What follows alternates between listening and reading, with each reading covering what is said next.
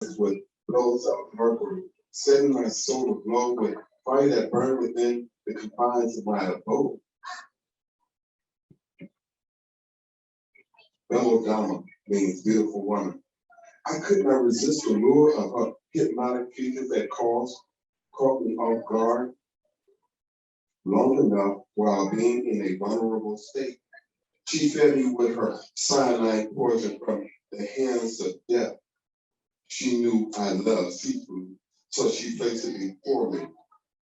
Her boxing, my vision started to blur from the fish she hand-fed me in the state of hunger. I thought she was the love of my life, only to find her intention was not but revenge. But her final act, what appeared to be a token of affection, was her giving me plutonium toxin that paralyzed my breathing, where I breathed my last breath poisonous ways. Oh.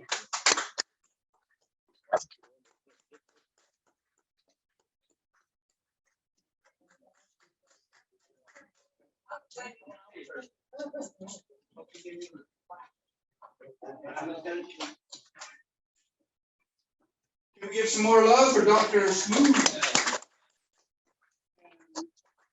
I'm trying to make the announcement about your event. I forget. Can you just kind of shout that out? Yeah. I'm having a Neo Soul event on the 22nd of July at the Chula Vista Veteran Community Center.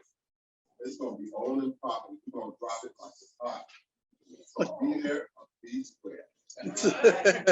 Thank you. Yeah.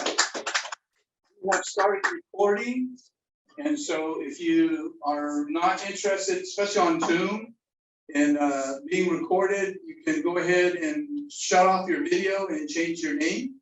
And if anybody else is uncomfortable with being seen on the recording, because we'll be putting this on the internet, this man is a genius with electronics. He has changed my life, so we'll be fixing it all up and putting it on the internet. So if you're uncomfortable with that, we just want to give you the choice of being in the film, or if you're not comfortable with that, just move out of the camera range. And so this next lady is a hero of mine. She is a co-founder with the African American Writers and Artists. And she and Jimmy Collins invited me to be on the board there for a couple of years. And I really like the community service that happened with the African American Writers and Artists. This is Sylvia Telefaro.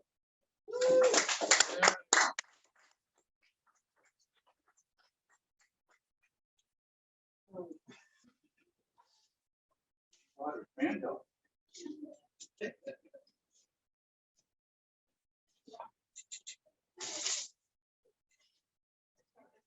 I come with props.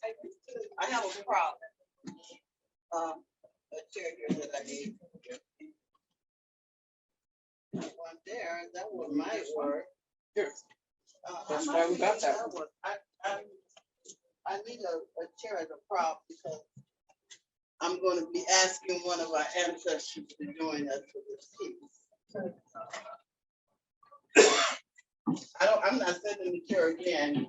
I'm asking one of our ancestors to join us for this piece. That's why I need the chair. Hey, Sarah, give me 5 minutes time.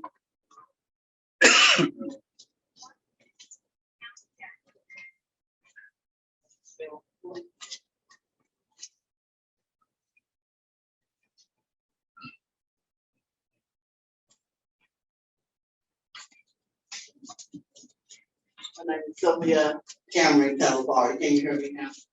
Yep. On June 25th, 2022, men that was disproportional over 65 and white voted to overturn Wade.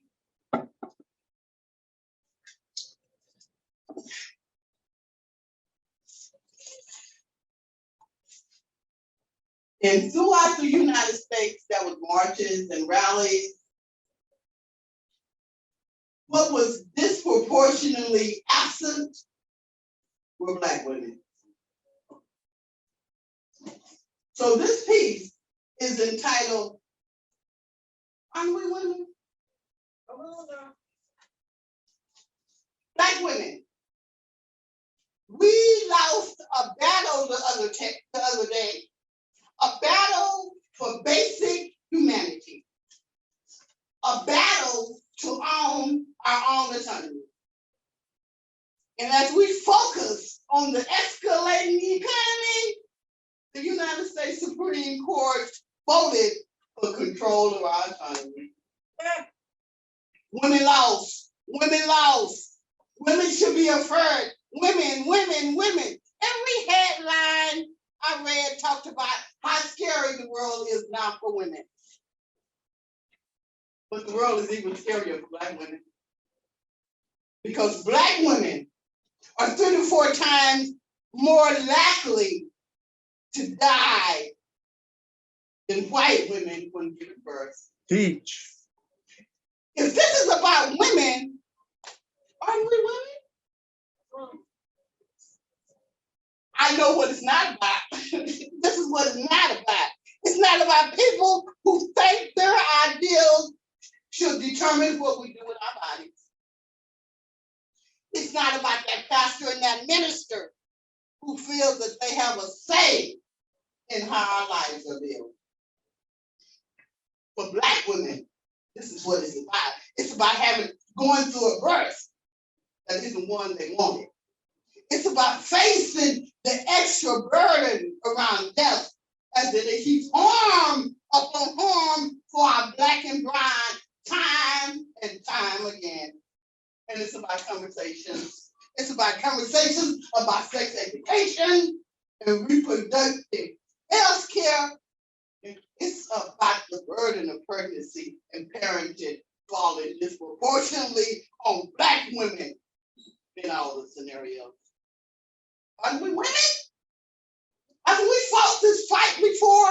Our ancestors left a path to follow, a mantle to carry, words to remember, and truth to absorb. I am going to invite one of my ancestors to join the truth, fighting in 1852. So here it is, 170 years later. This speech is a reminder. Ain't we women? Ain't I a woman? Sojourner Truth. I'm going to do a rendition of Sojourner Truth. Ain't I a woman? That was done in 1952 for the United States. Ain't I a woman? Look at me. Look at me. I have plowed and I have planted and gathered into the hearts, and no man could heed me. Ain't I a woman? I could work as much as that next man when I could get it. And I can bear the load as well. Ain't I a woman? I'm born 13 children. And I've seen most of them sold to slavery. When I cried out in grief, nothing but Jesus heard me. Ain't I a woman? Sojourner Truth.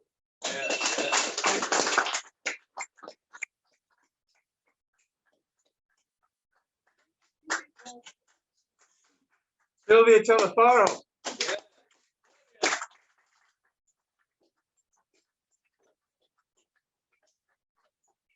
Any announcements about the African American Black artists you have? But I do have an announcement about the Friends upcoming fundraiser in September 17th. Is that book sales? We're going to have entertainment, entertainers and vendors. That's September 17th? Yeah, it's going to be at the College Grove. All right, so September 17th at the College Grove for the Friends of the Malcolm X Library. And if you didn't know it, the children of Valencia Park there was a contest in naming that library. It's on the corner of Market and Euclid in southeast San Diego. And the children said Malcolm X, and the city fathers did not like that. And why don't we have like a Dr. King library, and they were gonna not take the all the children that voted for Malcolm X library. And so there was a big stink, a lot of protests. And so that's the name of the library, Malcolm X Library. Jimmy Collins and I had one disagreement in the years that we knew each other, because he was with me on the Langston Youth Poetry Circle for 10 years. I was with him in the African American Writers and Artists, and he said it doesn't do any good to vote. But I never saw all my friends in the Black Panthers assassinated by the police like he did. He was a man of great grief because of the loved ones that he lost to oppression and racism. And we never argued about that. He said, go ahead and vote if you think it helps. But I think if he was still alive today, he might have changed his mind and got people to vote because of the freedoms that we're losing every day from people who don't understand the Constitution and the Bill of Rights. That's why I love Sylvia. So, Carl, thank you for coming up here. There's a talking circle I go to every Friday at 3 o'clock. Everyone in the talking circle is a woman. They're all women from coastal tribes. The Tongva from Los Angeles, the Chumash, my people. There's a woman that's from Guam, Chamorro people. And we're all island or canoe people. And Gloria, who's the Tongva elder, there was a Trump rally in Santa Barbara, and she had a lot of these women, these elders, go to the rally across the street with these signs to talk about the Constitution and talk about voting and everything. And so these people that were his devotees were yelling things and cursing and everything, and they spotted the women, they spotted the Native American women, and they ran over across the street. They started spitting on them. They started cursing at them. And Gloria said, everybody stay quiet. Our signs are speaking for us. And she noticed all of those people had American flags around their shoulders as they were being abusive and disrespectful. And she said to the women, next thing we're going to do is get our flag back. And so we invite you to do that with your voices, to get our flag back. So I'm going to ask a man who is just did the preface to a book that Joe Malash and I are about ready to publish. He has his own publication that he does every year. And please welcome, he's half the time here and half the time outside of San Diego. Please welcome Roger Apple. Roger!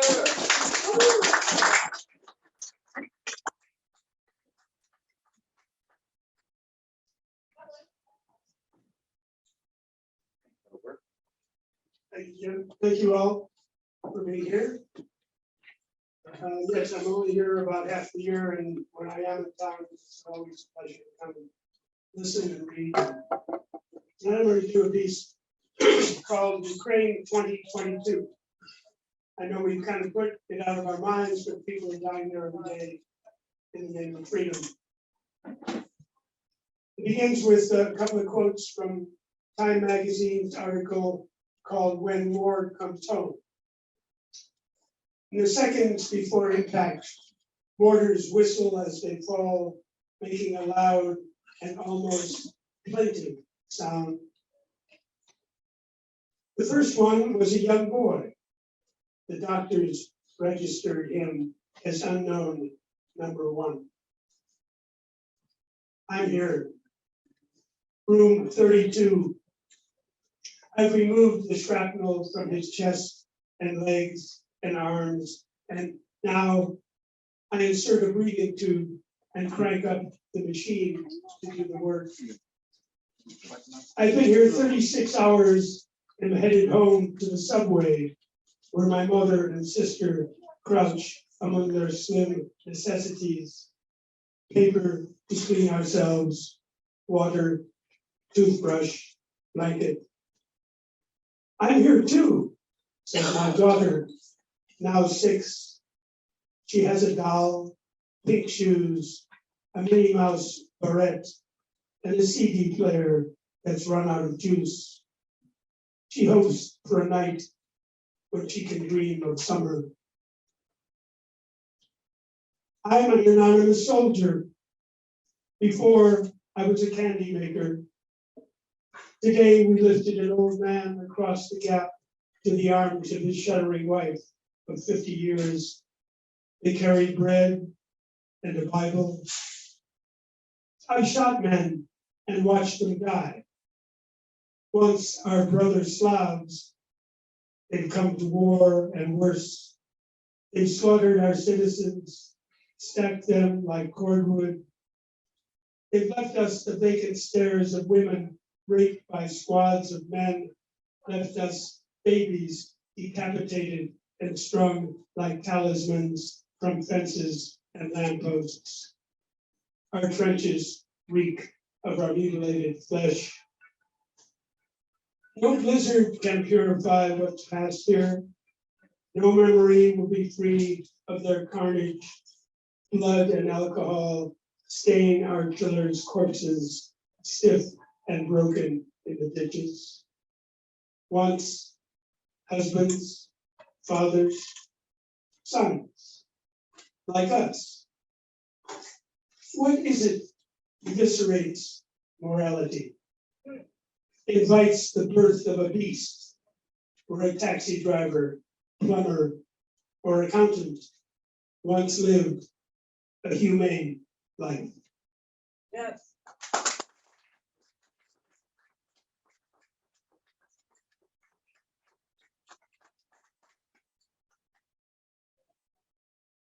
This writing retreat that let's give Roger some more love. Thank you for that.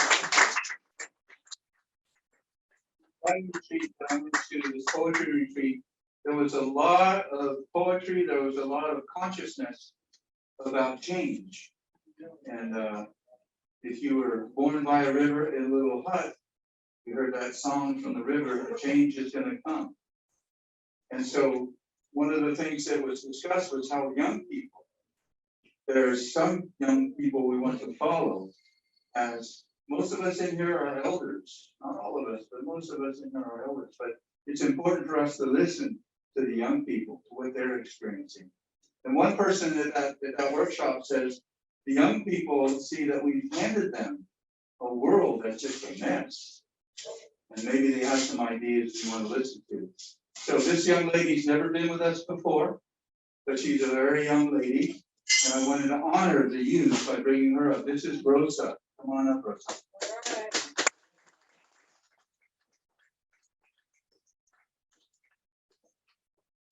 Hi, everyone. Hello, how you doing? I'm well, thank you. That's so weird that you introduced me like that, because the poem that I have is about I guess global warming and whatnot. I've never done it before, but it's the first time that I'm gonna read it out loud. But yeah, so I guess it's meant to be. So this is called Crisis for now. I might be reading it something else. When you become a danger to yourself and society, therapists call it a crisis. At that very moment, you look up and wonder, how did I get here? Can you picture Earth in a crisis? There was a time when the natives raised her. They worshiped her. They danced for her water. They sang hymns to her light. They sowed as she grew. Oh, the love she once knew. She was sacred. But the natives were taken from her and buried in the soils of her misery. And the offsprings of the souls who once respected her are now rationed areas of land, and her heart cannot stand to see them disproportionately affected by the symptoms of her abuse. Earth has PTSD. Her emotions are like a natural disaster, and she can't control them. Even her food is suffocating, her soil on strike, rationing nutrients. She once dreamed of magnificence, a beautiful life filled with peace, but instead she has become a forest fire burning angry revenge because self-harm is the only answer, the only plausible repayment for stolen hope, stolen oxygen, stolen life, stolen homes. She feels like a prisoner in her own element. Her hands are constantly shaking, her body anxiously quaking. Her abusers continue to abuse her, and it's a long, hard fight until she can reach justice. She is no longer green, and people see her refusal to replenish fast enough as being. Her sacred parts have been cut down, turned brown, and praised by humanity as eco-friendly. She cries unexpectedly, sometimes at all hours of the night. Yet she is blamed for her inhabitants drowning, and the flooding tears of her grief. It's 2021, and we're still blaming the victim and not the abuser. This surprises me. You know, the science says when your body, you know what the science says when you live in fight or flight for too long, your physical body will start to sound an alarm. Depression, anxiety, stomach problems all become signs for mental harm, signs that all hell is breaking loose. But no one expects this from nature herself. New York is flooding. Island homes are washing away. The police won't let us breathe, but neither will factories creating death wishes like places in Louisiana dubbed Cancer Alley. Still, no one will listen, so all hell is breaking loose. Because who can believe that there's enough to go around? Is there anyone who could wrap their mind around the concept that greed can equate to running out? And that industrial greed is the thief of our breath, of our children's breath, of nature's breath. Earth has PTSD, and nature is the offspring of generational trauma, a trauma she did not create, but is being forced to break because all the generations before her were stuck in fight or flight, or dare I say, stuck in fighting greed, and the flight is but a run from taking responsibility. Earth has PTSD, and all hell is breaking loose. So what will you do to preserve the one who gives your very breath to you? I hope making a change, even the smallest change, is what you choose. Thank you.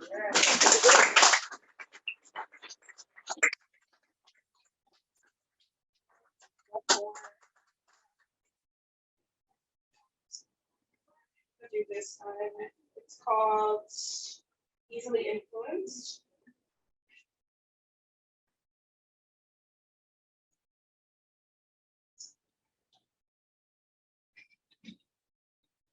I got dressed this morning. I clothed myself with the expectation of compliments. I washed my face with the skincare routine of the person that I wanted to look like, hoping that when I wash it off, I would somehow look like them. I brushed my teeth, even though I never show them, and I put makeup on to momentarily forget what I look like. I snapped a picture so that people would tell me how good looking I could be, but I'm not happy. I'm not happy with myself. I'm not happy with just me. And so I asked myself, what makes me feel unworthy to be me? What makes me want to live in a world where everyone looks the same and anyone who looks like me is an error in the grand creation? Who decides if my wants are big enough? Dreams seem futile. I tried to convince myself that life is worth living for a dream. I've been telling myself that success is a thirst for new adventure. Not what's in front of me, no. Success is the accumulation of more and more material things. But hustle culture tells me that unless I aspire to be rich, I have not wanted. Forbes tells me that unless I become the 1%, I will never obtain. And Instagram tells me unless I have the most amount of likes in the least amount of time, I am not worthy to be seen. And this is precisely the reason why I abhor hustle culture. It is because the little things are my dream. My dream is to enjoy this present moment. My dream is no longer depressed over the past or anxiety over the future. I dream of contentment. And so I must constantly remind myself that there is no such thing as big and small dreams, that it's okay to be living my dream at this very moment. Thank you.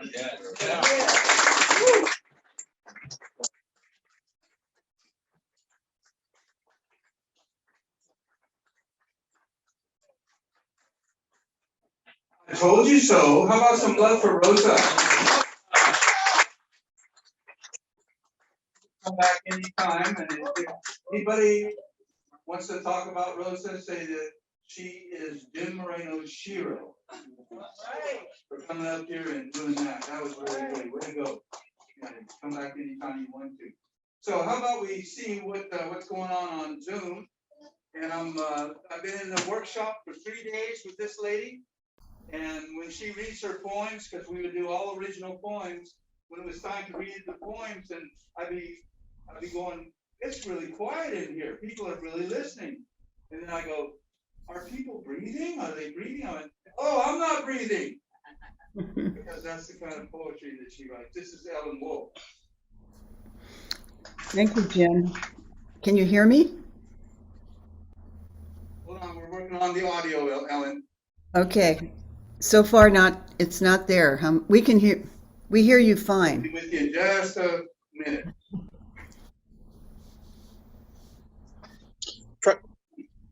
Try speaking. Okay. 1, 2, 3. Yeah, just give us just a little bit more. Great job. Great job. There's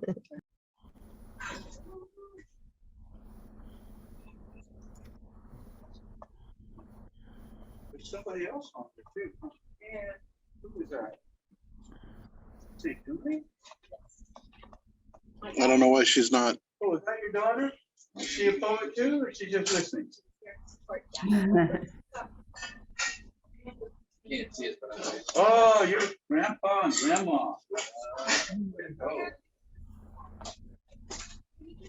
And what's your granddaughter's name? Noel. Welcome, Noel. And what's your Says microphone's on. Noel and Nicole. Welcome. That's kind of cool, yeah. She just had a baby 5 days ago. Oh, wow. oh, there's the baby.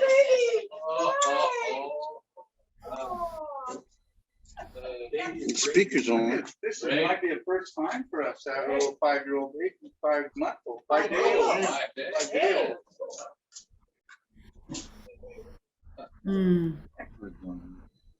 I don't know why it's not coming through. It should be. We should be able to hear you. So Try why unmuting yourself. don't you keep working on that? Yeah. We'll- Sorry. we'll get into it, okay? Say hi. I'm gonna introduce somebody who taught high school for 2 or 3 millennium. You're gonna love his reading voice. You muted again. I hope he brought some of his personnel because he always does that. Please welcome Chris Ernest Nelson.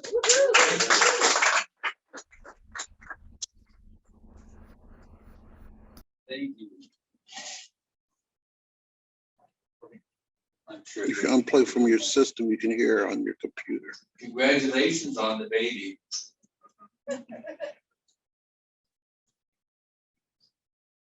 Thank you. Thank you. Thank you so much. I should understand what she's saying. I'll be reading out of my book, Harvest. And I don't ever sell them, I just give them away. They've already been paid for. I'm Chris Ernest Nelson, and this is Opening. I will abandon my slave name and take no name in its place.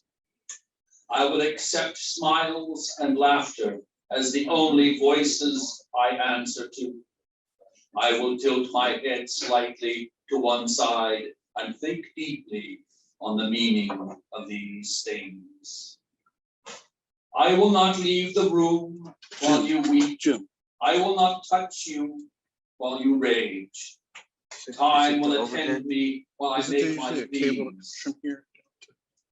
It will serve me while I wait for your consent.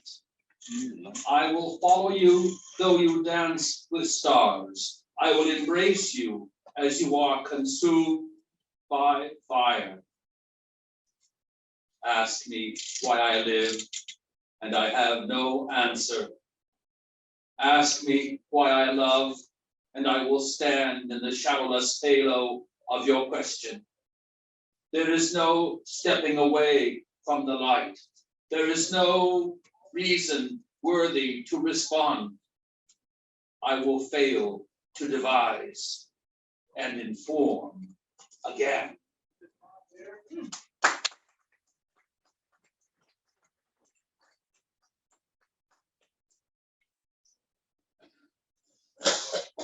A mirror of becoming.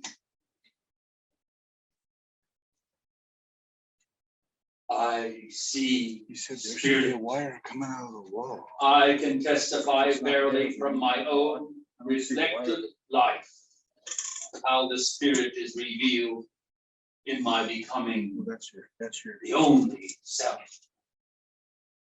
These feral molecules and these determined cells all agreed to stand as my body before a mirror of becoming. I walked a glorious rainbow into God's garden of grace. And I have seen the angels dancing in applauding light. When I hear them raise their voices in celebratory song, I survey the cloudless horizon of my own naked experience. The spirit acknowledges I was cast in this theater of images, a reflection of ambling curiosity in a sheer light of appreciation. Even if there was not enough light for me to see the miracle, there was always just enough light, so I would not stumble.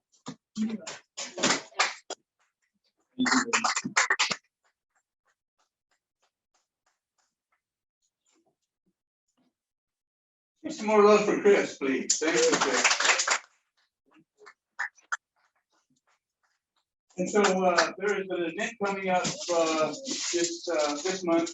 It's a yearly event, and the young man who holds the event started off after a long time coming to open mics, and he was the beat poet of San Diego. And then he became the beat poet of the United States. That's right. And then he became the international beat poet. And so please welcome a man who's really beat. This is Chris Vinoy.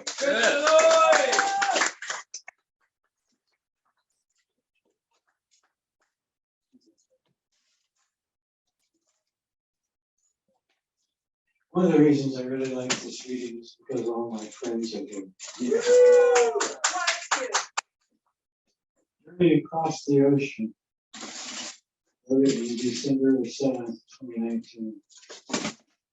Years have tumbled down around me, left me here where the days before are no more, and dreams and of sighs, remembered in the ghost that whispers of what has passed. Dive into this river with me, swim through the days that have come before, the weddings and the cries of the firstborn. Swim through the monsters and demons that have confused me with their dead ends. We will walk together this path. I will walk together this path with you for a season. And our spirits will find each other in laughter and tears. We will find each other's music and quarter note beats as the tide pushes us through the days of sunshine and rain. The reality becomes myth and legends.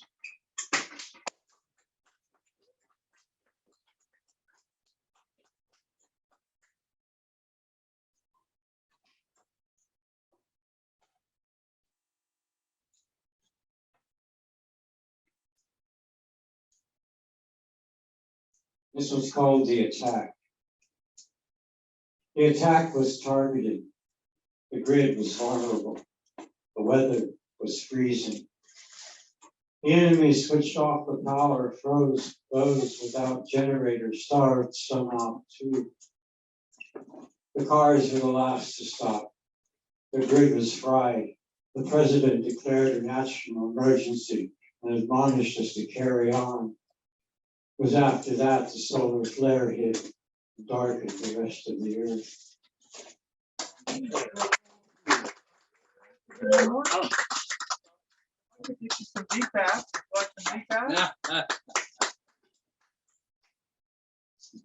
Did you say decaf? Yeah. Decaf! I don't drink decaf! Give me caffeine, make me scream as the brown bean bakes and rotating metal drums. Cappuccino on ice, latte is nice, espresso my heart, squeeze it to steam, let me sip caffeine, dripping down thick and strong, dripping down creamed or chocolated, sprinkled with nutmeg spice, a little bit be nice, more vanilla please, squeeze it out of my napkin, cold but oh so full of caffeine. Give me a coffee bar in my car. I'll put my order in, fill my 2-liter cup to the brim, top of the flop of whipped cream. What a dream. Oh, caffeine. Decaf. I don't drink decaf. Fred said they're with us now. He said that we're their holy cows, aliens from distant stars, perhaps as close as Mars. They come and I just up and dine on kidney pie and drink no wine. They like to come and I you see, they like to get caffeine free. So drink lots of coffee and don't go to bed, or you may see aliens in your head.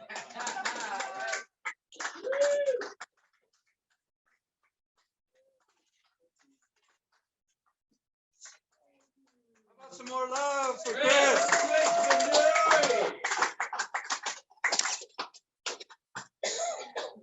I've only done that about 3,000 times now, man. I'll never get tired of it. Never. So everybody getting your money's worth? Yeah. Right, enjoying yourself? Yeah. Please don't forget we have the #1 deli in La Mesa, and the owner of that deli is right there, Mr. Frank Moody. Thanks. Served our country for 20 years in the Air Force. Thank you for your service, sir. Thank you. You know, we have in our country, we have 22 veterans a day that are committing suicide. And so when we have somebody who, like Frank, who has found a way to come home and found a way to, because you got to adjust. When you come back from the war, when you come back from the military, there is an adjustment period, and some people just haven't come home again. The veterans that are homeless, the veterans that are underfunded at the VA. And so, you know, if you are a veteran and you're in the room, I thank you for your service. So we give all the veterans some love, please.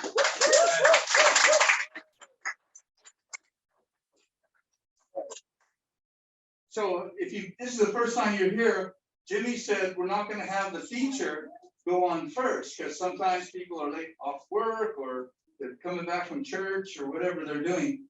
And so we're going to let half the poets warm up the room for the feature. And so right now we're at 1, 2, 3, 4, 5. So about 3 more poets.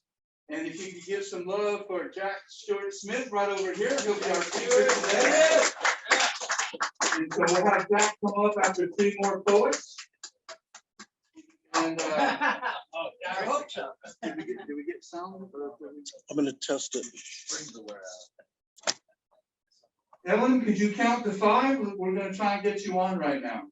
Okay, 1, 2, 3, 4, 5. Not working. Oh God, she forgot how to count. Oh no. Get him, Ellen. All right, can you try unmuting yourself? Are you unmuted? Unmuted. Yes, no. You just might not have the sound today, huh, Frank? Are you unmuted?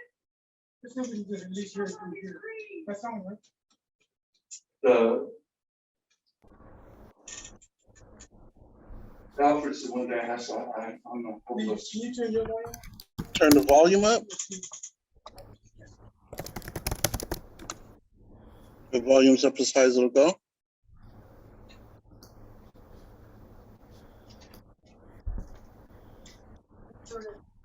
One, 2. Can you talk? Could speak, please? Yeah, 1, 2, We're not 3, hearing 4. anything. Okay. So Ellen is in North County, Angela is in San Francisco. I'm not hearing anything. It's. I'm not So sure. we'll go ahead and move on. Speaking of veterans, this young man is a fellow Navy veteran. I love it when he comes here with his wife. They used to get here a little early and we can convince a little bit. So. He was on the ship I was on in Vietnam with 9 knots, and his ship was like a light, about 25 knots. Is that about what your cruiser did? So anyway, we want to welcome. He has his son just got back from deployment, right? Yes. And his son just got back from the Middle East and employed. He's got all his fingers and toes. This is David Legenhorst, a very nice fellow.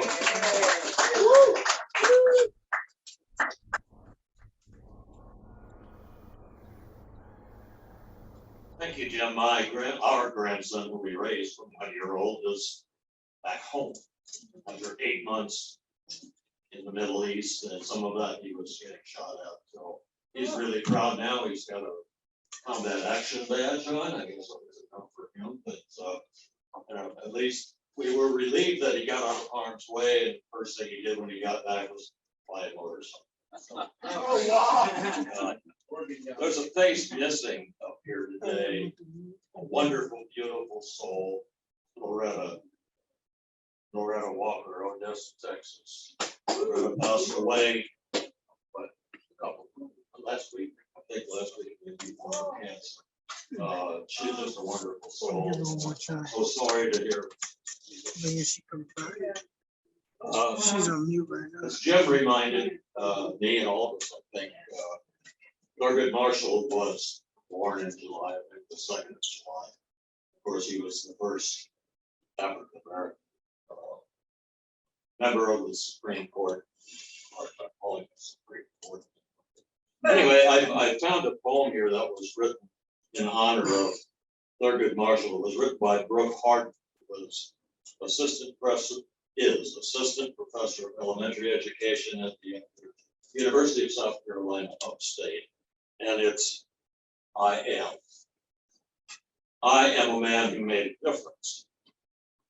I wonder how my grandfather, a freed slave and my namesake, felt fighting in the Civil War. I hear the gavel slamming against segregation. I see the first African American admitted into the University of Maryland's law school. I want to find my mother's wedding ring that paid for my way to Howard University. I am a man who made a difference. I pretend that there's no racism in our country. I feel the pain of my enslaved ancestors. I touch the lives of children in the courtroom of Brown versus Board of Education. I worry about winning my cases for the NAACP. I cry out my 32 arguments to the U.S. Supreme Court. I am a man who made a difference. I understand my responsibility as the first African American U.S. Supreme Court Justice. I say equal means getting the same thing at the same time and in the same place. I try to be a rock citizens can depend on. I hope to be the spark that lights the candle for future activists. I am a man who made a difference.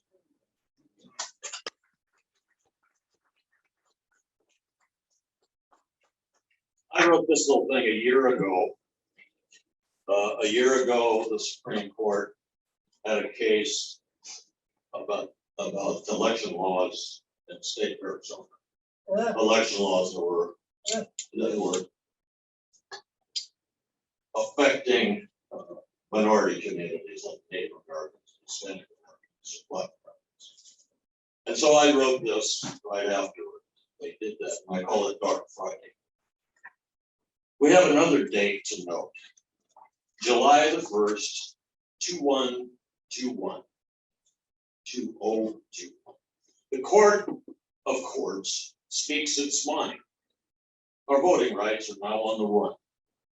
So Arizona wins the case. Where does it go? Democracy. If only some can cast their vote. Republican opposed. Just red states blocking voter rights.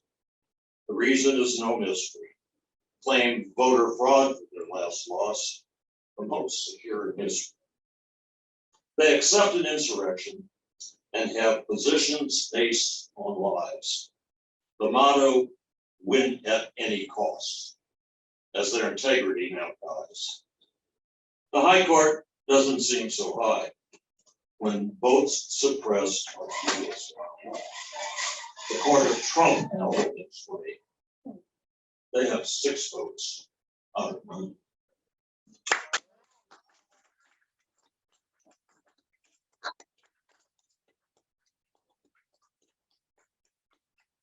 David, can we give him some more love, please?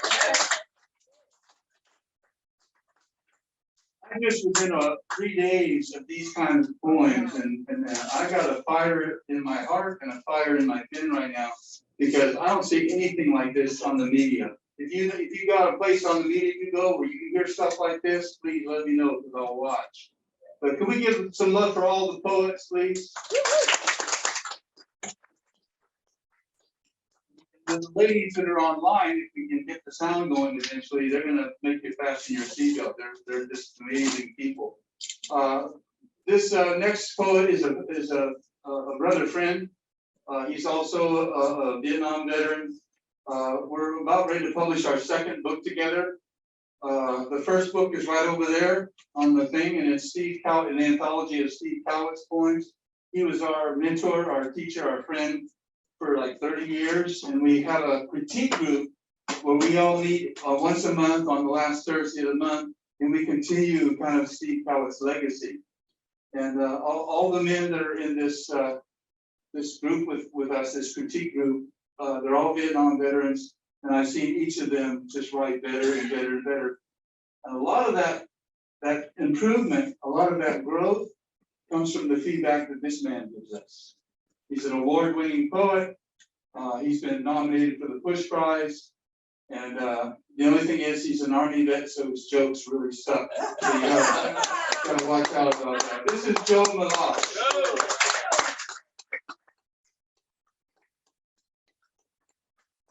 You'll get even. Yeah. He will.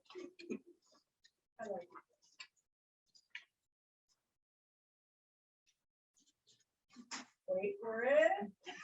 Look at the smile. Wait for it. I was thinking today coming here that I come from a small town in Michigan. Our police force, when I was in high school in '65, there were 3. So one night they arrested a drunk who ended up kidnapping the whole police force, taking them to his barn and locking them overnight till he sobered up. And then the next morning he left off. And someone went to the one stop sign in our town and expanded it to say, "Stop taking our police."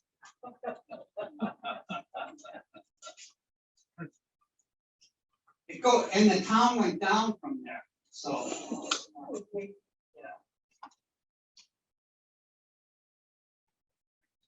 July is 7 years ago in July, my wife passed away. So I'm going to read a poem that I'm going to dedicate to her. I was going to call it "Let Me Speak of Something I Know Nothing About," but she would say, "You do that all the time." So that's on title. We were driving from LA in stop and go traffic.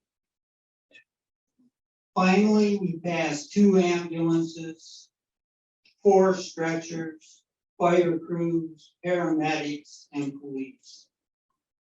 Patsy said, "I suppose you're going to write a poem about this." Actually, I said, I was going to write a mariachi. She was a big mariachi fan. I was going to write a mariachi song about a wedding between a vaquero and a shepherdess. I'm gonna rhyme all the Spanish lines in. You don't know Spanish, she said.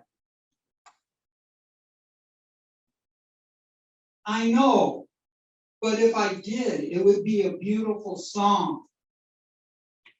But you can't write it. I know. So I'll write this poem telling everyone what a beautiful poem I could write if I only knew Spanish. Thank you.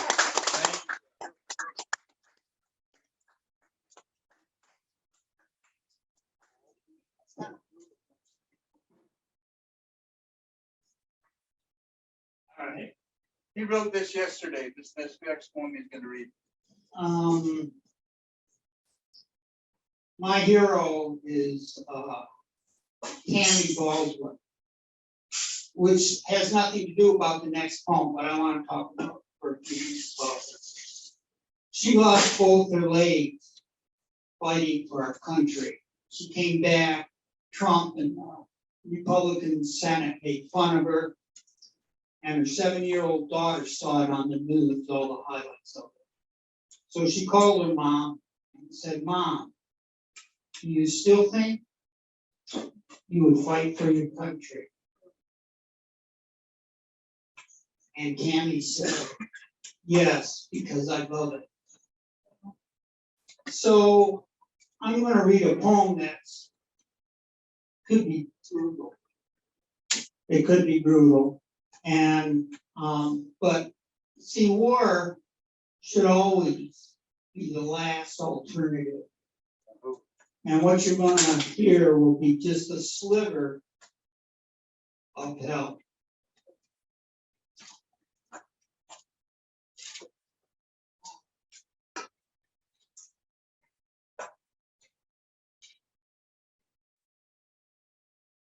Which one do you want?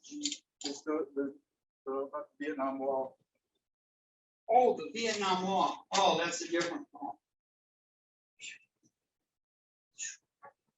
Forget all that.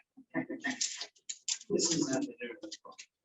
This was inspired by Joseph Kamayaka, the Pulitzer Prize winning poet. Is that young girl in an embroidered jean jacket touching her tears in the reflection in the Vietnam War? No, she is tracing her name.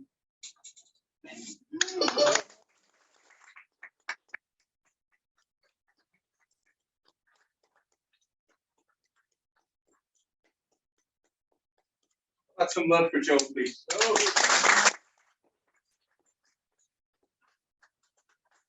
So one Christmas, I was going through the El Cajon Mall over by the 67, and I was looking for Christmas presents for my family, and there was a poster shop that I thought, oh, that's kind of interesting, and there was a lot of posters, and I think there might have been a poster by Farrah Fawcett that kind of got my attention as one of the reasons I went in there, and Navy. And so I'm going through the thing, and I rounded this corner, and there was this picture of a middle-aged man with his hand on the Vietnamese wall in Washington, D.C., and there was a soldier on the other side that, you know, someone who had died, that his hand was up, and I just started to weep. And I went back after Christmas and I bought a print of that, and I had it framed, and it's in my living room wall. And underneath it are two silk prints. The Vietnamese have a wonderful art in their country where they do painting on silk prints. And I had those framed in bamboo, and that's right underneath the picture of that veteran. And I have that in my living room because I want to remember that somehow we need to get some kind of forgiveness about what happened in Vietnam, and that our art can make that forgiveness happen. So, Joe, thanks for reading that. Thank you very much. Are you ready for the teacher? Yes.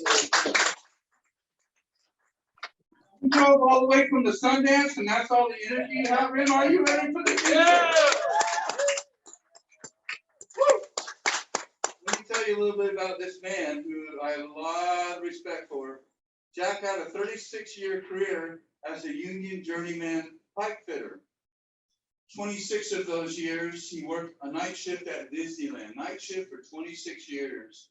Father of 3, one being special needs, which helped him gain a pure love for the ability challenge. Diagnosed with terminal cancer in 2014, 8 years ago. This stirred his creativity. He gave him a heart that desires to heal and share love. Father of 3, cancer enlightened, seeker of dreams, singer-songwriter, sharing poetry, love, and laughter. Brokenness and chaos are 2 old friends that I've learned to adore. Love, like the sun that shines, is always there. Dark clouds cannot prevent my heart from receiving the light of love. That's who I am. And Maya Angelou on YouTube has a video where she sings this ancient African song. And the song is about being a rainbow in someone's cloud. I'd like to introduce to you a 6'5" rainbow, because if you came in here and you have some clouds or you're drowning in your problems, I think he's a dolphin that helps us keep our head above water so we don't drown in those problems. This is Jack Stewart. Jack.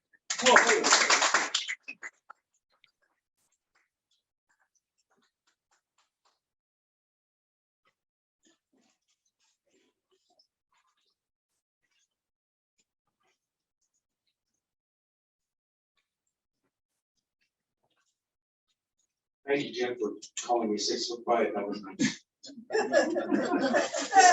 This is what I do. Family, I love you all. It's wonderful to be here. And I want to also say that in my bio, I neglected to say I'm happily married to this beautiful woman. Yes.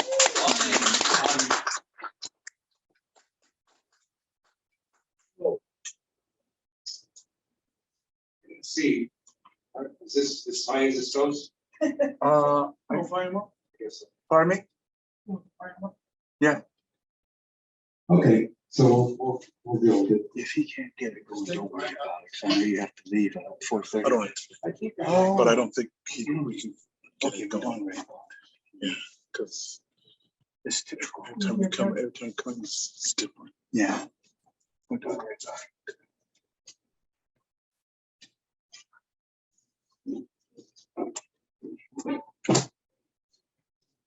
Okie dokie, family. The name of this one is Where Must Love's Blood Flow? Having to vanish to fill one drop of love's blood. This cannot be what love's designer had in mind. Could love be such a cruel fate? Where must love's blood flow? Will love possess all that I am and lock me away, preventing me access to another? There could never be a crueler fate. But where must love's blood flow? I will rest in desire today, and may it be that on the morrow I will be free to find love, and love will spare me all of its sorrow. Where must love's blood flow? Thank you.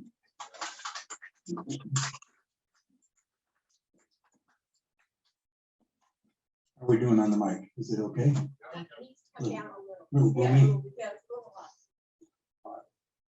Test. Oh, okay. Now we're cooking with oil. This is the eternalness of woman. Held by the grasp of eternal love, she glides with confidence and ease across this tattered canvas. A million sunsets held close to her breast, while oceans of tears remain silently stored in her sorrowful eyes. To whom or what is owed loftiest mountains of gratitude for the love women have freely shown. Making little children feel secure, while hunger and war mercilessly kick down their battered doors. She dances gracefully and sings with the timbre of the purest angelic soprano. Her soft tone and gentle laughter retain mystical healing salve, removing injured souls' callousness, a delightful joy indeed. Woman, the female, the beautiful blossoming flower, the softness and tenderness needed to keep our little blue planet balanced. The protector and giver of life. All praise and honor are deserved by she. The eternalness of woman, an everlasting gift to be cherished. This sacred herd, she is love. Thank you.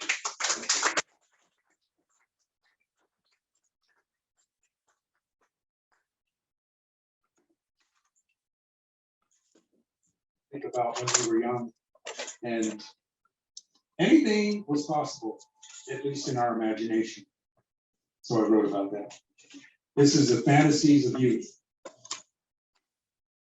The flames burning your heart, making you crawl on the ceilings of your mind. Seeing an upside down tree walking on its leaves will always catch your attention. Have you watched your feet meld into the ground, making you one with nature? Do birds tell you stories that make you want to build a nest and sing? Are there tiles on walls that have living faces and demonic powers? In the early morning, do you smell in the air that it's lizard catching day? Do you walk like a panther in the footsteps of the aged? Can you enter an electrical outlet and flow through its wires to a volatile sunset? Do you have the ability to raise the ocean and place it in a strawberry milkshake? Have you lived in a tall black forest made of hair on the surface of a giant skull? Would you dare abduct aliens and bring them to this planet and teach them to love and honor? Do you put ice cream in your cereal and taste eternity backwards with blueberries? Have you sat on a cloud, noticing humans regress and evolve into plastic penguins? Can you erase time, rewrite history, and invent new languages while sleeping? Have you become that one missing part of a helicopter that gives it stable flight? Youth, as I imagine, should never fade away. I would that on my 99th birthday, people may seek to know how it is that I live. Thank you.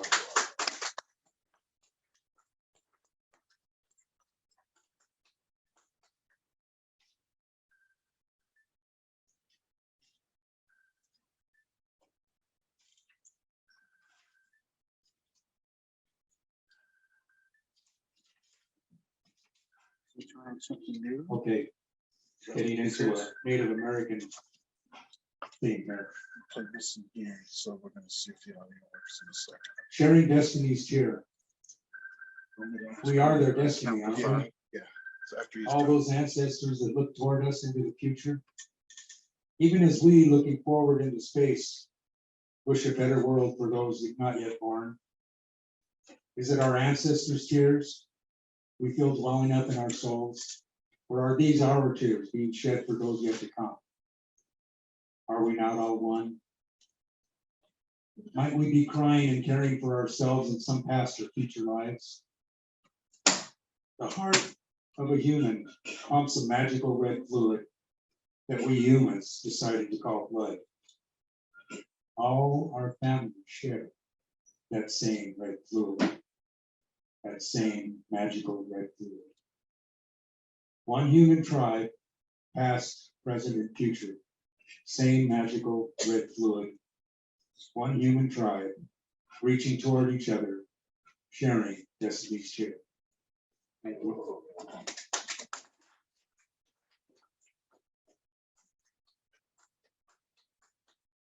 this is a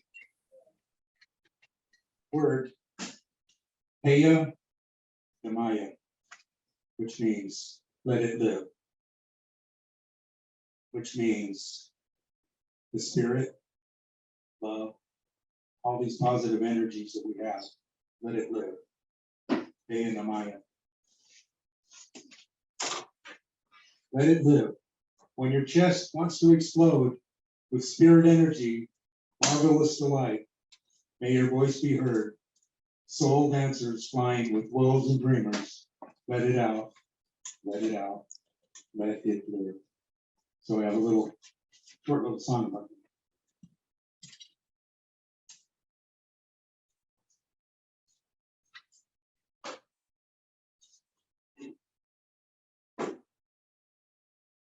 Hopefully I have the right guitar.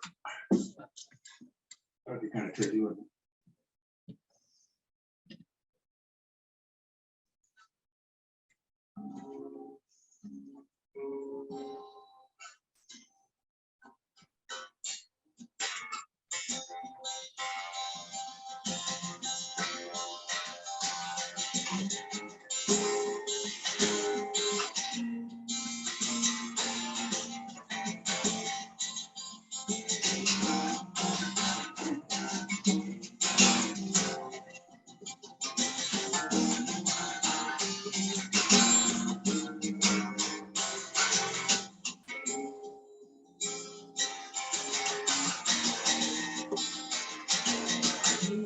Hey, Maya. Hey, Maya. Hey, Maya. Hey, Maya. Hey, Maya. Hey, Maya.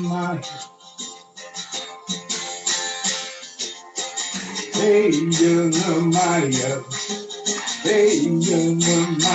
Maya.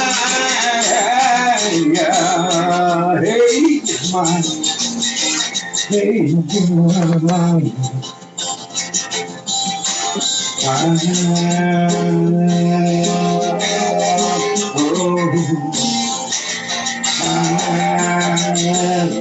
Maya. Hey, hey, let it live, let it live, let it live, let it live. Hey, you're mine. Hey, you're mine.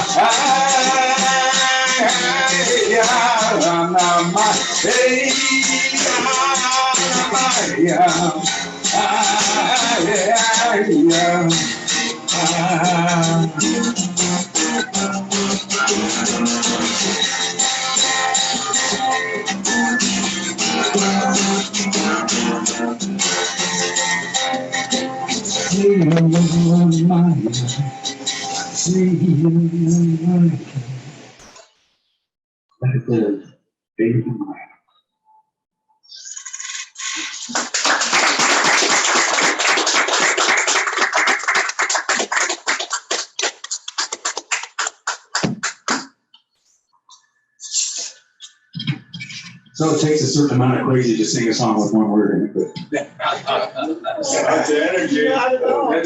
that's who I am. It's before the words, man, it's 2 words. Yeah. Well, there was a couple, but.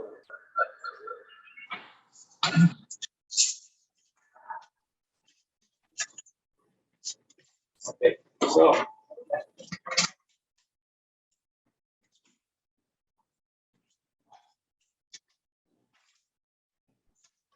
This name is tragic, but it's tragic with a question mark.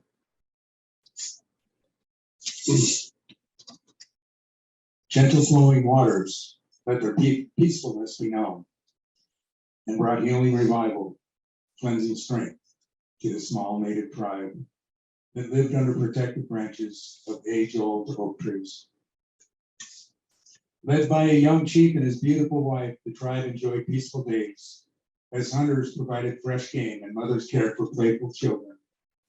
A harmonious village where elders shared their wisdom and warriors stood strong. The chief's wife held the sharp knife. Her wisdom exceeded her age, as if she had lived many lifetimes.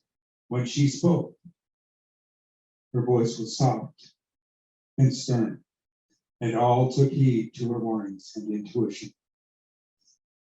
The chief's eyes knew that danger lurked nearby, and he led with steady hands, guiding hunters and warriors, teaching rites of passage that he himself had not so long ago endured.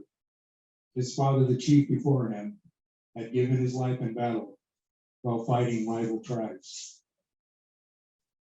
As the stream softly flowed, the birds sang with their tranquil tune, and breezes rushed through the leaves. There was a loud cry, a warning from a lookout warrior. Their enemy was near and charging. It all ended that peaceful day.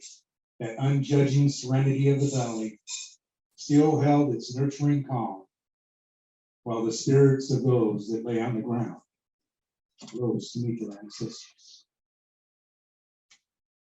The chief and his lovely wife fell side by side, holding hands as they crossed the eternal bridge together. To where do we lay our heads tonight? Creator holds us with caring hands. If we be needed in another generation or two or three, will we be the ancestors who will return? As I stood alone in the great hall, I noticed someone entering through the door. My spinning heart inspired, dizzy and thrilled, a radiant glow, this lovely young great lady, as if we had met somewhere before.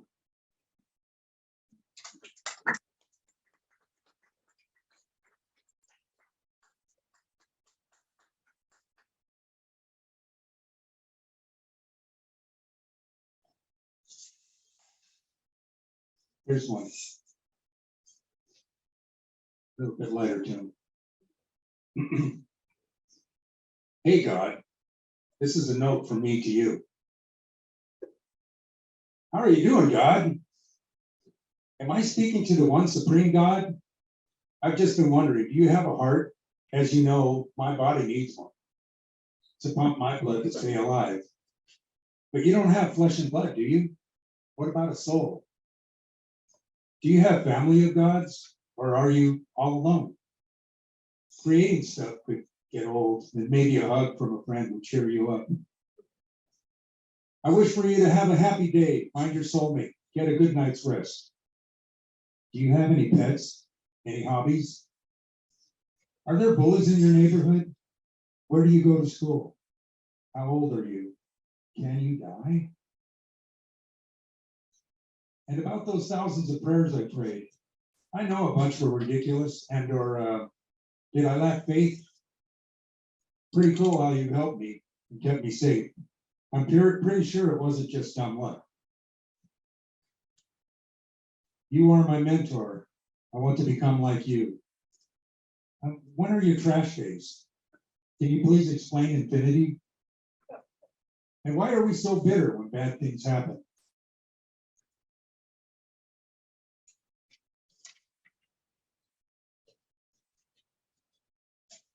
My hands.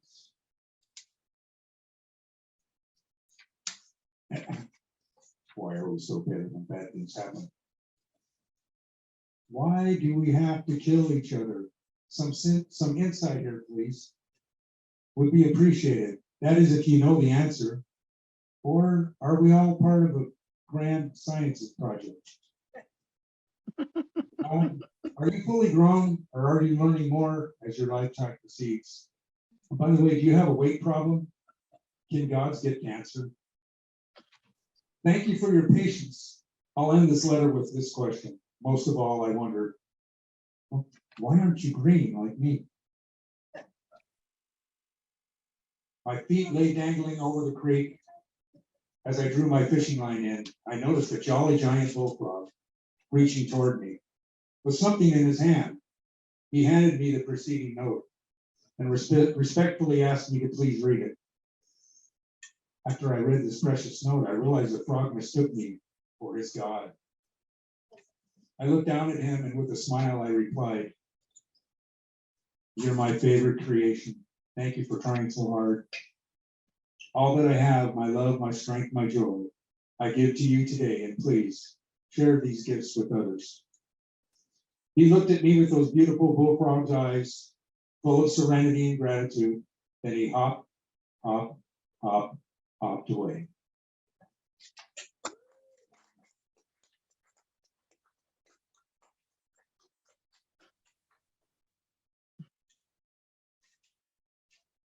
Getting a salad today. Oh, my soul. Oh, my soul, I've got no control. This windless ocean won't fill the cell. I drift along while currents control and guide me now. Oh, my soul, this vast dark sea may wish my life. Its mighty waves break over the spow. I know there's many buried below. Their bones lie deep on ocean's floor.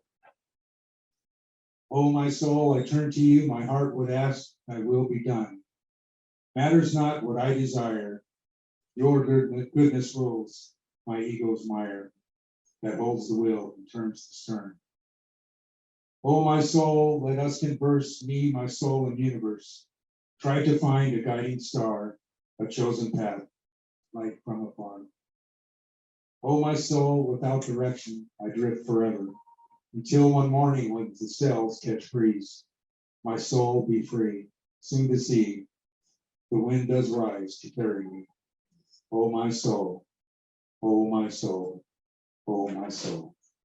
Thank you.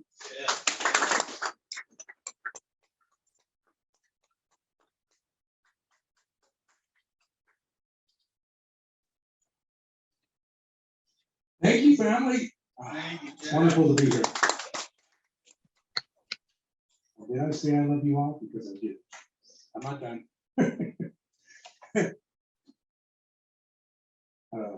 I set my path. Without weight, I set my path. And many roads I've traveled, I've challenged my comfortness. Exciting new days and new friends, strange and different lands beckoning my soul.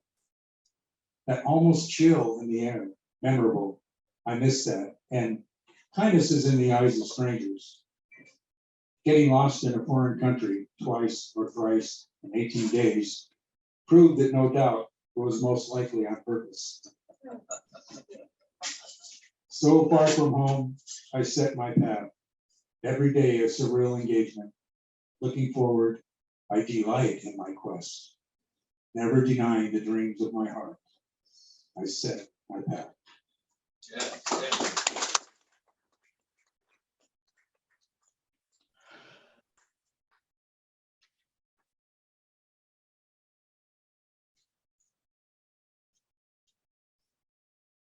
The four. The four. Weight-bearing bar stools, four lowly riders. One ready to ride again, while three rest and stand by. Eyes steadily shifting, plans soon to unravel. Weapons prove heavy, but not quite undone. Stretch now, tired soldiers. This journey awaits you. One last tequila, finish the run. No rest tonight, though. Soon time to run. But what of the saints now? And what of the innocents? What of this new world? Us all. What of us? Look to the dark clouds and watch close the night sky. Four lowly riders, shattered earth, standing by.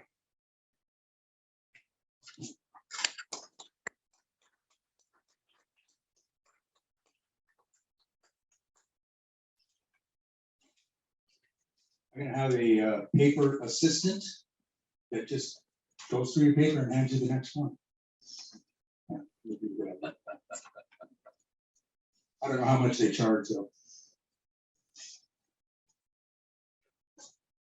The grand experiment, and this was actually a dream I had. I dreamed I floated in the deepest universe, beautifulness of glowing, magnificent, brilliant galaxies. I then beheld our tiny blue planet, and as it floated, it had a great illuminated cross rising up into space. Then a caption that read, "The grand experiment," was flashing across space. I wondered how many grand experiments had been launched throughout endless time and eternal space. I also wondered how this particular grand experiment was unfolding. Were we headed toward absolute success or utter failure? The grand experiment.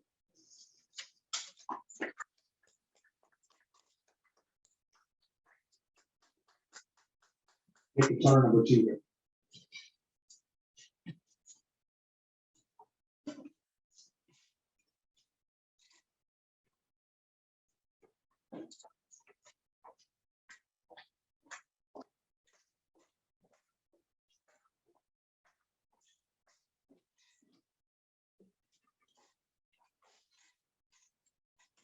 Yes.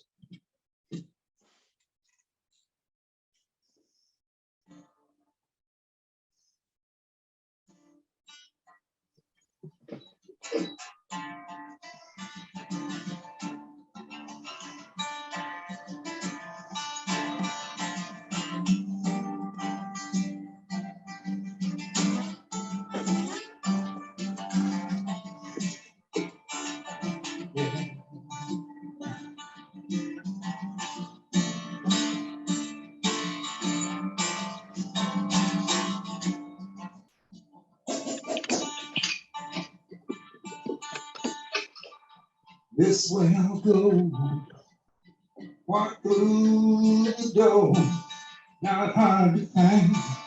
I've sang the song before, but it's different now. I've suffered pain, I know, yeah. And I'm walking down that path that I've never known.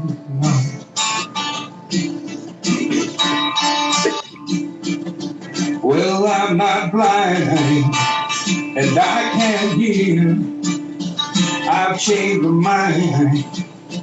The message clear reminds me of when young child's eyes are born, yeah.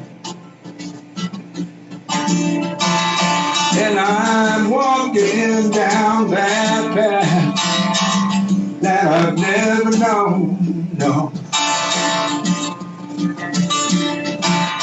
And I may have seen this song in my dream before, yeah.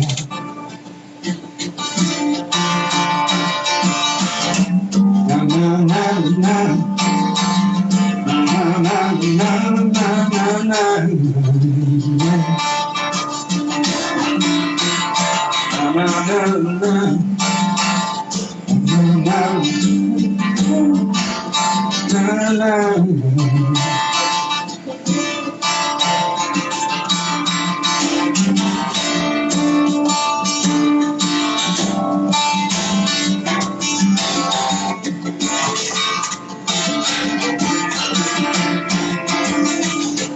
This way I'll go, walk through the door, not hard to find. I've sang this song before. It's different now. I've suffered pain, I know, yes I know. And I'm walking down that path that I've never known, yeah. And I may have seen the song in my dream before.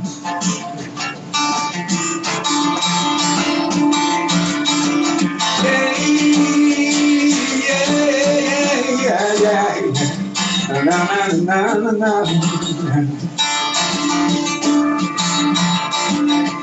And I'm walking down that path that I've never known.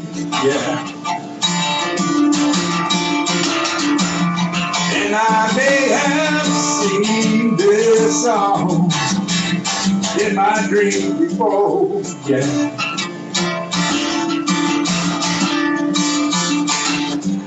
I'm walking down that path that I've never known. And I may have seen this song in my dream before.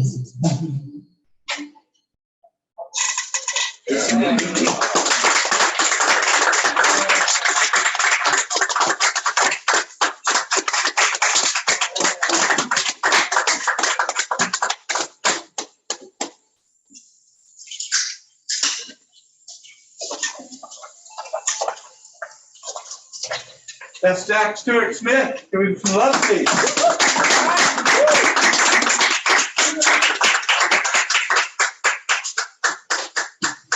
I feel complete now because I missed you at your feature at Bread and Salt. So thank you for coming tonight. How about a little bit more love for Mr. Jack, huh? So we had a few announcements about Dr. Smooth's event, and that was in September, sir? That's in July 22nd. Okay, July? Okay, Sylvia's announcement was September 17th. And that is the fundraiser for the Friends of Malcolm X Library, correct? Okay, and another thing that's happened over at Malcolm X Library is I've been asked to start a teen poetry program in the teen center at Malcolm X Library. And that'll start probably the first or second week in September. We'll be doing that as an after school program from 4 to 5. It is free for any teenagers that want to come in, and I usually do rap and hip hop with kids. And so I'll have more information about that next month, that's for sure. So if you are someone who would like to go to Chris Benoit's, is that called the poetry party? Poetry picnic. As you can see, it's very popular there. There is so much food there that I went last year. I went to Weight Watchers after that particular event, but it's over to his brother's house. And if you go down Claremont Boulevard from the 805, and you go to the Starbucks, and that's Diane Street, go down 2 blocks and look for all the cars, and that's where they are. And what time's that start? I'll be there at 12. Hot dogs go on the grill at 3. And poetry starts at 5. Okay. What's all the right. date? July 16th. July 16th. Saturday. Okay, good. And how many years have you been doing that, Chris? 30 years. 30 years. And if you are somebody who's interested in helping your business and having someone who's an amazing website builder, he also teaches WordPress and Photoshop and some other stuff. This man right over here, Mr. Alfred Williams, please talk to him. And he's built 2 of my websites, and it's just amazing to watch him work. I have an appointment with him on Wednesday, and he's going to teach me how to get my books on Instagram. And if you're interested in that, there's the man right over there, all right? Okay, so I would like, Ellen, we would like you to count to 5. I don't think she's in here. Okay, why don't we go with Angeli? Angeli, would you count to 5 for us, please? 1, 2, 3, 4, 5. Woo. I would like to introduce to you Angeli from San Francisco. And she has featured for us before. She's another young person that when I'm gone, I think we're going to be in really good shape because you'll see, as you'll see when she reads her poetry. And so if you just came in and you're going to get on the mic, it's poets have 2 poems or 5 minutes. Musicians have 2 songs or 10 minutes. And so please give some love for Angeli. Thank you.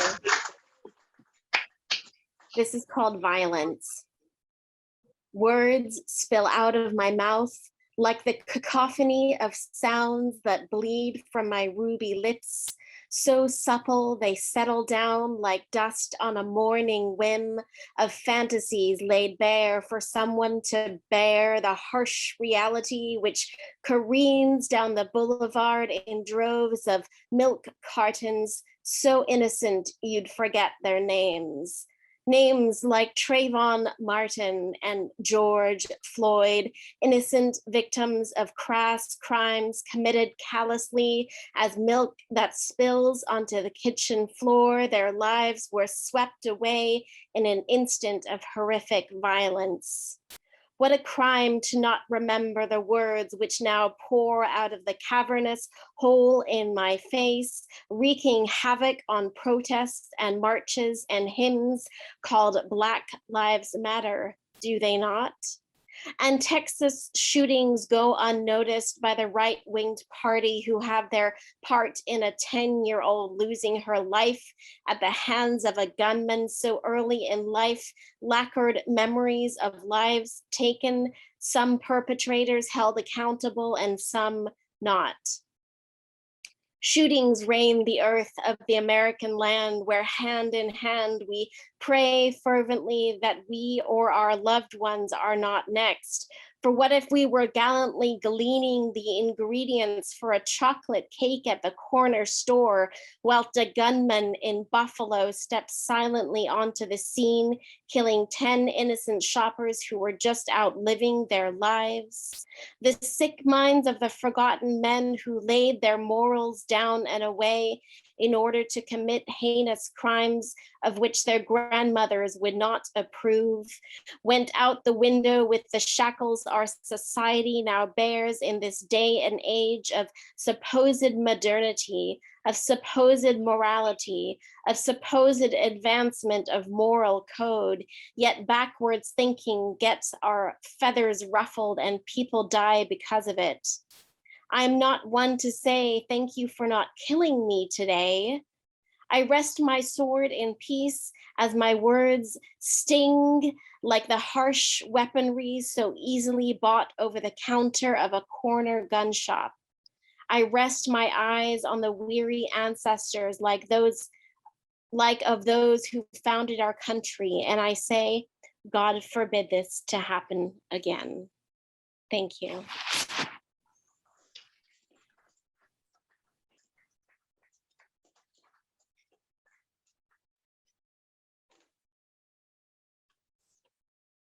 You have another one that you'd like to do? No, that's it for today. Thank you. There's some luck. Thank you. I have another Shiro on the internet. Velma, are you going to read something, or are you a civilian today? Oh, I think I'm just a spectator today and listening, a listener who is enjoying the music and enjoying the poetry. All right, well, welcome. That's Velma. I did a workshop up at Deer Park, the Chickahan retreat that's up in North Escondido, and she was the only one that came to the workshop. We had a good time. Thanks for coming today. I always appreciate seeing you. So let's go back to our list. And Alistair, are you ready? This is Alistair McLeod, and he's gonna do some magic for us. I hope. I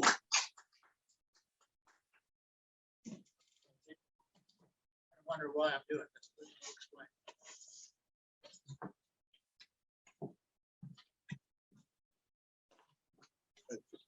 You okay?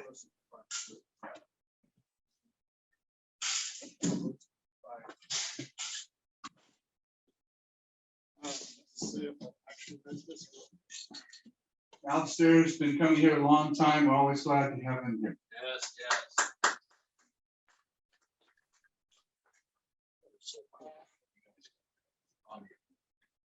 Pardon me. Naturally, this is not working.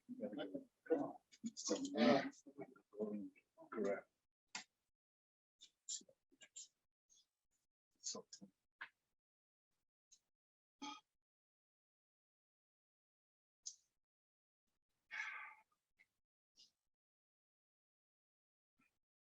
this is actually part of the poem. He's trying to convince you that he's studious. Oh, that's too kind. And that he is really prepared. And it builds a kind of a tension in the room, so everybody breathe.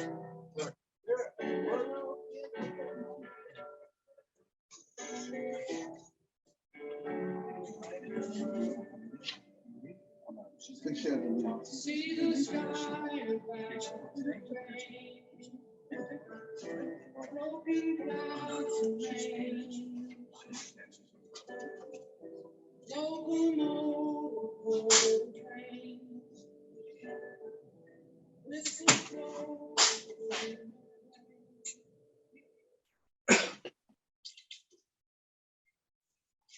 The reason I played that, it's just a very small part of the song, I'm sure you all of you know very, very well,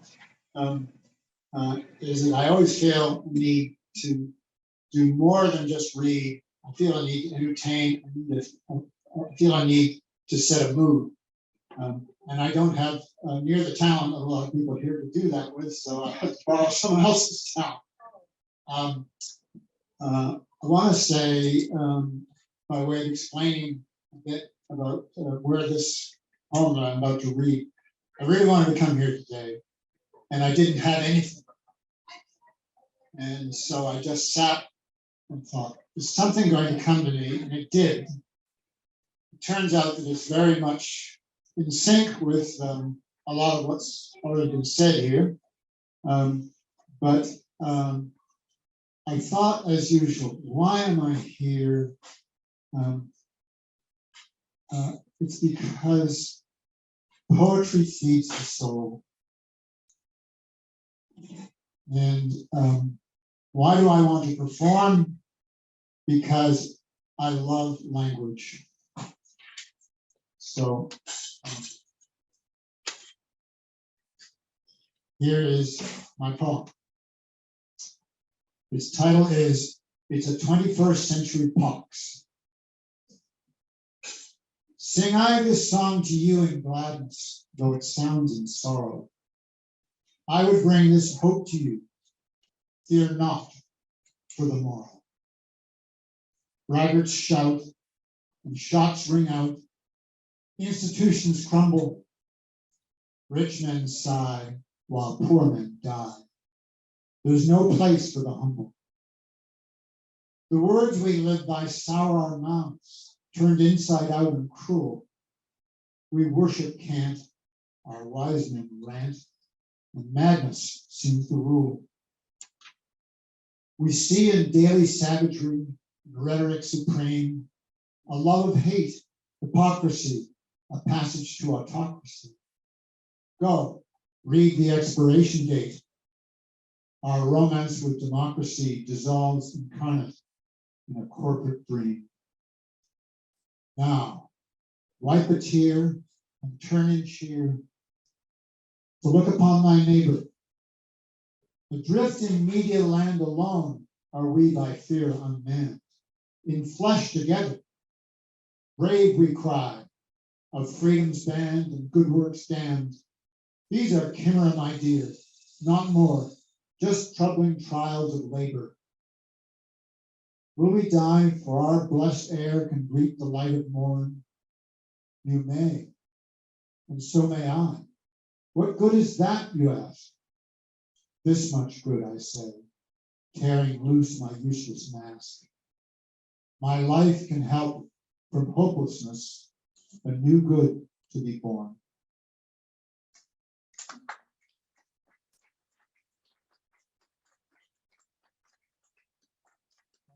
I have a brother who is rather brilliant and tends to speak as though he knows the answers to everything. He wrote an essay which was really much of the inspiration for what I wrote, saying that he doesn't understand what the hell's going on. And nor do his friends, which is quite an admission for him. And he explained that times like these are incomprehensible to us because they only occur once in anybody's lifetime. They don't happen that often. I'm sure the bubonic plague, everybody thought the world was coming to an end. Got killed half of Europe. So we are in dark and troubled times, but something is being born. We don't know what it is. All we can do is live well and help it be born. Yes.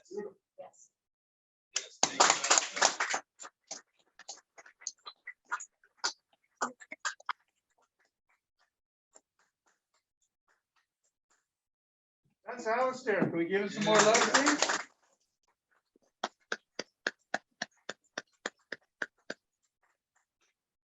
We thank you for staying with us for so long. We enjoy your company very much. I missed you last month. I had the COVID. And if you don't know about the tradition we have here, when we're all said and done, the last point is that we hang out, get some more coffee, wine, beer, whatever from the deli. And if you want to quote some poets and ask them why they write what they write or what their influences are, we encourage that. If you want to exchange phone numbers or emails or find out about resources, that's part of what we do. And it's just like he was just speaking. He would speak about that all the time. Support each other, validate each other, encourage each other. That's what this is all about. And that's because of him. Okay, I've heard this name a lot in San Diego. I have 2 brain cells left from the 70s, so I'm not sure I've ever met him. I probably have, but I don't know. This is Alex Bosworth, and is this your first time with us, Alex? No, second time.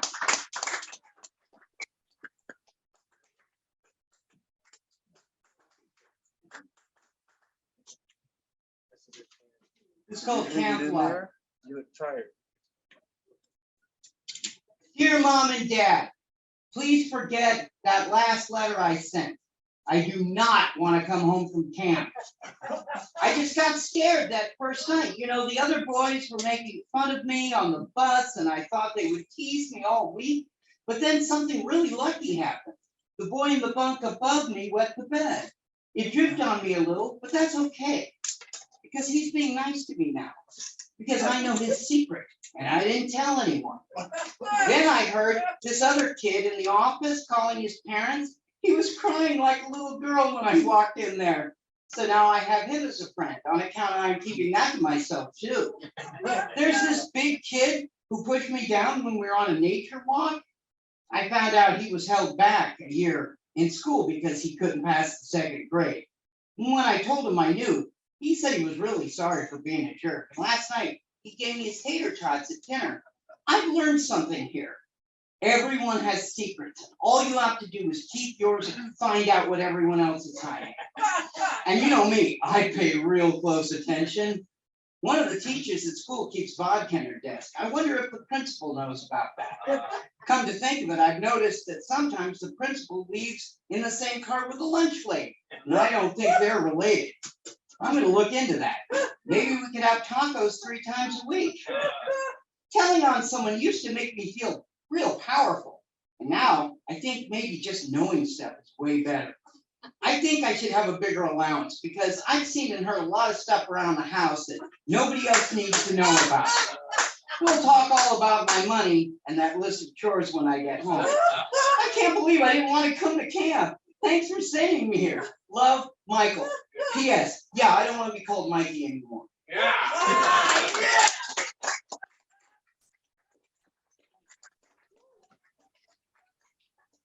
Oh, chicken. People seem to have less of a problem eating chicken than any other land animal. Cows are beef, sheep is mutton, and pig is pork. They all have code names when you eat them. But chicken, fuck that, I'm eating a chicken. There is turkey, of course, but let's face it, a turkey is nothing more than a bigger, more flamboyant special occasion chicken. It's like if a chicken were a woman, a turkey would be a drag queen. In the Bible, a golden calf is worshipped. Demons are cast into pigs, and Jesus himself is referred to as a lamb. But there's nothing religiously significant about chickens. I imagine the beauty of Noah's story would be greatly diminished if, instead of a dove, a chicken had returned to the ark bearing an olive branch. That's how I would have written it, but I've always felt scripture needed more sight gags. And then there's this whole question of why the chicken crossed the road. Look, I got enough on my plate without contemplating poultry and their travel options. Things happen, okay? Chickens cross roads. Priests and rabbis walk into bars. Traveling salesmen find themselves at farmhouses looking for somewhere to spend the night. It's chaos, and there's nothing we can do about it. I brought these concerns to my minister, and she said I should have more faith in God's plan. Talk about a broken record. She did help me a little by telling me a variation of the joke in which a turkey crosses the road because it's the chicken's day off. Now that's funny. Maybe religion can provide some answers. But is it really worth all the bullshit and the bloodshed? I don't know. Maybe you'll understand things better somewhere down the road. You know, when I get to the other side. Yeah. Thank you.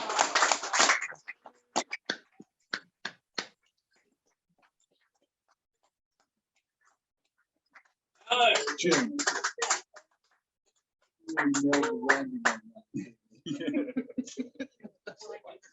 That's Alex. Can we give him some more love? And my tech health expert Zoom man said he really landed that point. You got the lingo down, brother. Well, we have another person I don't know, but let's give him a warm welcome. I don't know what he's going to do, but it's probably poetry. This is James Danielson. Welcome. Hey.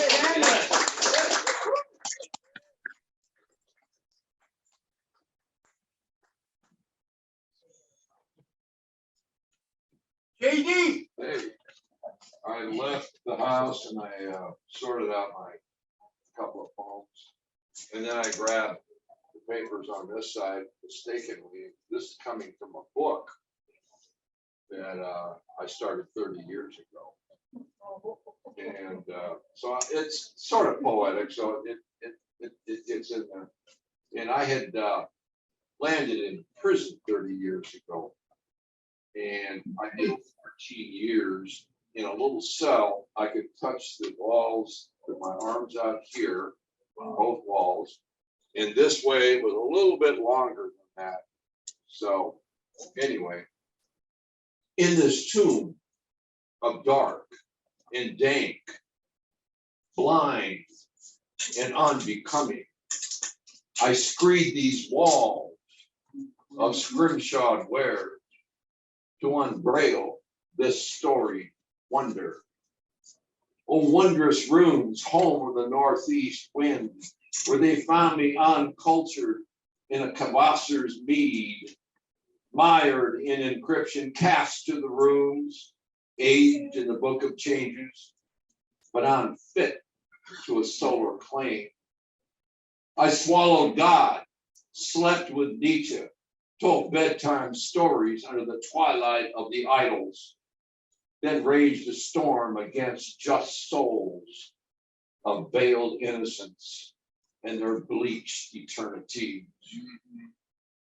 I rolled into prison on the unctuous wheels of justice, a bus full of revolt and sullen joy, whose smirks and sideways glances squinted through living tattoos with eyes wide open, but shut as they were festering up from boiling bone marrow, where memories sink like a junkie's wage in a liquid blade, slipping through her Comer's curl of Rahab's pounding death, as the molten slag burns its way through the bowels of life, slurring under compressed pressure of an imperfect perfection, while sculling through Hades, where the universe becomes the unverse, suddenly erupting through the capillaries of life, needling its way to the underside of the epidermis, where it bursts through the skin, a toll in your unconscious face, the mother of your birth and destruction. For what is not made conscious on the inside later comes out as fate. There is no known bus schedule There is no known time of departure. There is no known time of arrival. There is no known destination. All information is kept highly confidential as the prison bus with no name rages across the desert floor with no known name. And in the deadly science, no one is allowed to speak. From this nameless cargo of America's great confinement, the selling of America will soon be found in gated and policed communities, campuses, and fenced-in children's schools with guards across the nation built on freedom. It will be found in terrorist cells around the world in every church and synagogue. We will have confined ourselves to death, both mentally and therefore in our projected architecture and behavior. The hot desert stares back at me through the barred tinted prison bus window. A hot, deadly stare whose blank grit page was written on only by the dry wind and scorching sun. It dared anyone to venture out to its deadly terrain, like the dried ink of the letter of law. It was unforgiving and devoid of human compassion. In the poem, The Hand That Signed the Paper, the great Welsh poet Dylan Thomas wrote, "The hand signed the paper, fell the city, 5 sovereign fingers taxed the breath, doubled the globe of dead, and halved the country. These 5 kings did a king to death. They put an end to talk. The 5 kings count the dead, but do not soften the crusted wounded, nor stroke the brow. Hands have no tears to flow." Oh, yeah.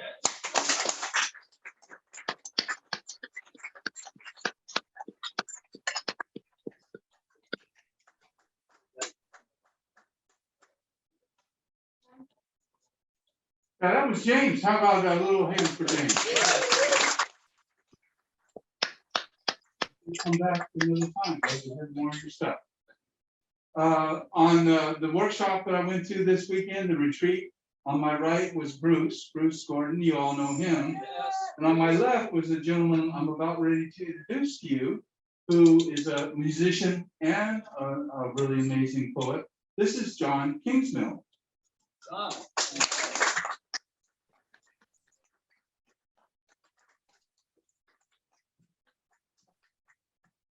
So this is my first time here, and what I've experienced is a room of elders full of songs of hope that our young millennials need us now elders to direct them. They are taking reins. So it's just amazing to be here to see all this wisdom of the elders.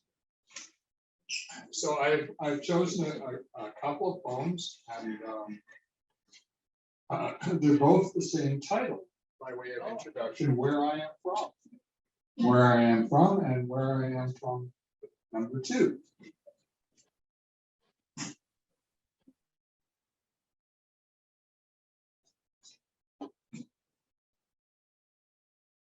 And in choosing these, I was thinking of, I'm sorry, Jack.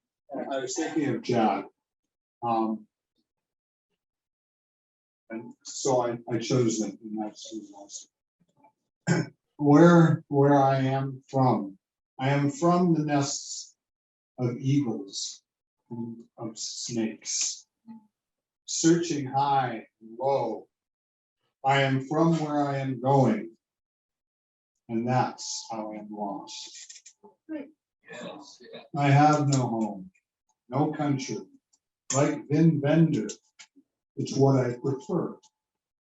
Letting worlds be born each time I raise my head. Even tears of loneliness count. Picked through time as petals of a flower, when fragrant yellow turns to dust and dirt and gray. I've been a seeker and a searcher, a sailor and a hierophant, a saint, and a hermit. Mostly, I've been a wild card with a quickened heart, plucking petals one by one. She loves me. She loves me not.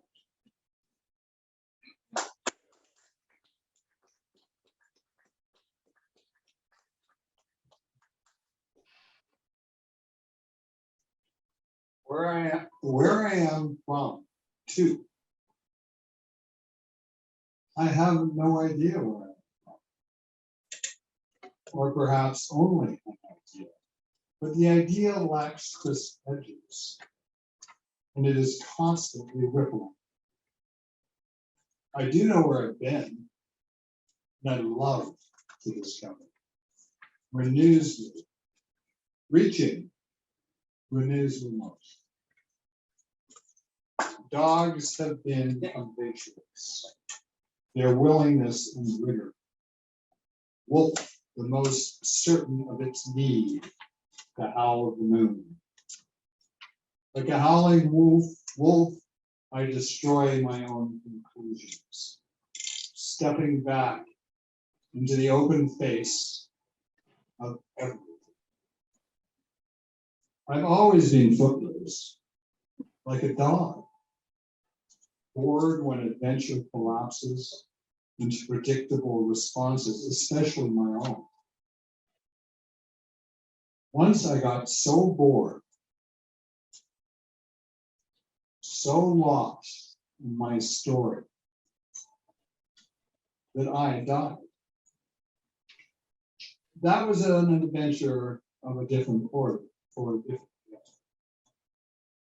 Lately, I found ground beyond the broad upland of reason, not to look up,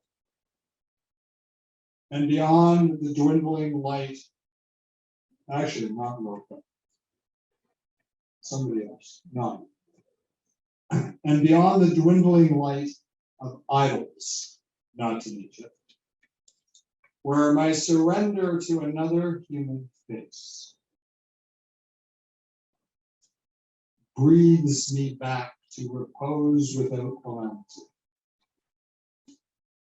It is full, calm, and without effort.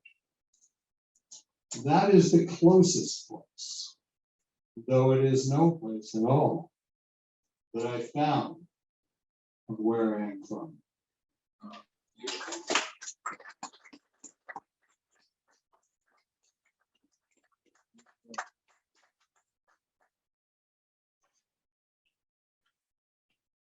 That was John. John. We'll get to hear more from you in the future. So, thank you for spending time with us today. Can we give some more love for our featured Jack over here?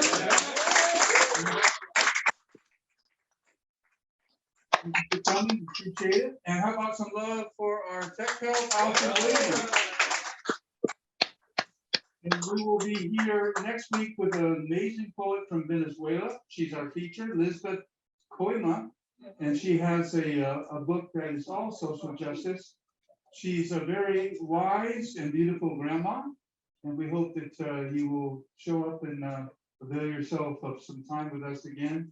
I want to thank you for being my America. I want to thank you for giving me medicine. And I'm glad that everybody is here does not spell America with 3 Ks. That's not a good thing. Not a good thing. So I guess I want to say thank you to Frank Moody for making us family. Second Sunday of each month. We have good nutrition and whatever else avails you over there. Again, please hang out with us. This is be our last poem for today. And Uzziah Garcia was 10 years old when he was murdered in Uvalde, Texas. And John Fox at the workshop held up a big picture of him and read a poem that he wrote about him. And then he asked us to write a poem. And this is what I wrote yesterday. Siento mucho, mijo. I do not wipe my tears away. They are there because I don't know you, but I love you. Yo te quiero mucho. You were the son of the dawn, moving toward the light of the moon. My tears speak as my love notices the endless sorrow in my heart at losing you to hate and ignorance. The sign of how senseless loss feels, like a bottomless hole of grief. Will I jump in the hole of grief with your family? I let them know about this hole, that I have been here before with losses, so many losses. People I have loved have made the journey like you. I let the family know that we'll climb out of the hole together. There's a nation waiting to help. That's my America, a nation of many colors, many cultures, many forms of kind, a nation not indifferent to your empty room. Our abuelo nieto bond is not unusual. I needed you to live.